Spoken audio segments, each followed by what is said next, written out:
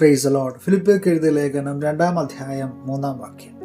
ശാഠ്യത്താലോ ദുരഭിമാനത്താലോ ഒന്നും ചെയ്യാതെ താഴ്മയോടെ ഓരോരുത്തൻ മറ്റുള്ളവനെ തന്നേക്കാൾ ശ്രേഷ്ഠനെന്ന് എണ്ണിക്കൊള്ളും. ഓരോരുത്തൻ സ്വന്തം ഗുണമല്ല മറ്റുള്ളവൻ്റെ ഗുണവും കൂടെ നോക്കണം.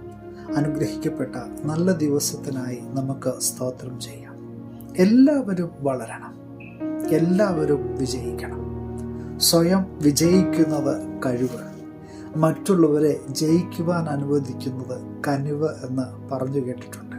ശരിക്കും പറഞ്ഞു കഴിഞ്ഞാൽ ഈ ഞാൻ എന്ന ഒരു ഭാവമുണ്ടല്ലോ, അത് മനുഷ്യൻ തന്നിൽ തന്നെ ഒരുക്കുന്ന ഒരു തടവറയാണ്. സ്വന്തം കുറവുകളെ കാണുന്ന ഒരു വ്യക്തി ജീവിതത്തിൽ എപ്പോഴും വിജയത്തിൻ്റെ ഉടമകളായി മാറാറുണ്ട്. എന്നാൽ സ്വന്തം കുറവുകളെ കാണാതെ അല്ലെങ്കിൽ അല്ലെങ്കിൽ ഞാനെന്ന ആ ഒരു ഭാവത്തോട് ജീവിക്കുന്ന ഒരു വ്യക്തി എന്നും തൻ്റെ ജീവിതത്തിൽ ഒരു പരാജയമാണ് എന്ന് എപ്പോഴും നമുക്ക് മനസ്സിലാകുന്ന കാര്യം തന്നെയാണ്. സ്ഥിരമായി ഗോതമ്പ് കൃഷി ചെയ്യുന്ന ഒരു നല്ല കർഷകൻ എല്ലാ വർഷവും തൻ്റെ ഗ്രാമത്തിൽ നടക്കുന്ന ആ കാർഷിക വിപണന മേളയിൽ പങ്കെടുക്കാറുണ്ട്. മികച്ച ഉൽപ്പന്നത്തിനുള്ള അവാർഡ് എപ്പോഴും ഈ ഒരു വ്യക്തിക്ക് തന്നെയായിരിക്കും ലഭിക്കാറുള്ളത്.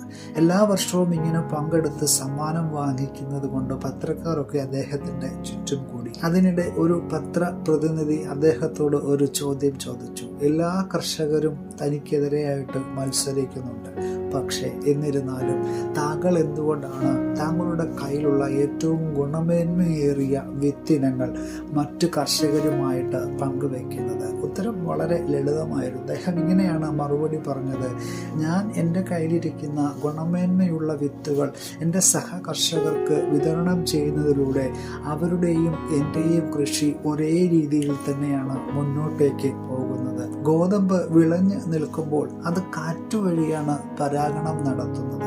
തൻ്റെ അടുത്തുള്ള കർഷകൻ തന്നേക്കാൾ ഗുണമേന്മ കുറഞ്ഞ വിത്തിനങ്ങളാണ് ഉപയോഗിക്കുന്നതെങ്കിൽ അത് തൻ്റെ കൃഷിയെ എപ്പോഴും അത് ബാധിക്കും. അതുകൊണ്ടാണ് തൻ്റെ കയ്യിലുള്ള ഏറ്റവും ഗുണമേന്മയേറിയ വിത്തിനങ്ങൾ മറ്റുള്ളവരുമായിട്ട് പങ്കുവയ്ക്കുവാൻ താൻ തയ്യാറാകുന്നത്.